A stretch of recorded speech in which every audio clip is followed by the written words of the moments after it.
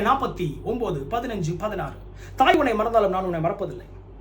உன்னை என் உள்ளங்கையில் வரைஞ்சி வச்சிருக்கேன். உன் முகத்துடைய அந்த பதிவு என் கையில் இருந்துகிட்டே இருக்கு. நான் எப்படி உன்னை மறப்பேன்? நீ சொல்ற எனக்கு கர்த்தர் மறந்துட்டாரு, கர்த்தர் என்னை ஞாபகம் வச்சிருந்தேன், என் ஜெபத்தை கேட்டிருப்பார். ரொம்ப வருஷமா அழுகிறேன், நம்ம மாசமா அழுகிறேன், கர்த்தருக்கு நீதி செய்யல, நியாயம் செய்யல, என்கிட்ட வர வேண்டியது வரல, என் கணவன் என்கிட்ட வரல, எனக்கு ஒரு பிள்ளை பாக்கியம் இல்ல, என் கர்ப்பத்தை கர்த்தர் அடைச்சிருக்காரு, நீ பேசிக்கிட்டு இருக்கான். கர்த்தர் உன்னை பார்த்து சொல்றாரு, நான் உன்னைய மறக்கல, நீயே எனக்கு ஒரு குழந்தை மாதிரி. அப்போ உனக்கு ஒரு குழந்தை இல்லைன்னு எனக்கு தெரியாதா? என் பிள்ளைக்கு ஒரு பிள்ளை வேணும் எனக்கு தெரியாதா? மலடிகளை பார்த்து கர்த்தர் பேசுகிறார். மலடியை கம்பீரித்து பாடு, மகிழ்ந்து கலிகூடு, உன் ராஜா உன் நடுவில் நீதியை சரி கட்டுகிறார். நீ செக் பண்ணி பாருங்க.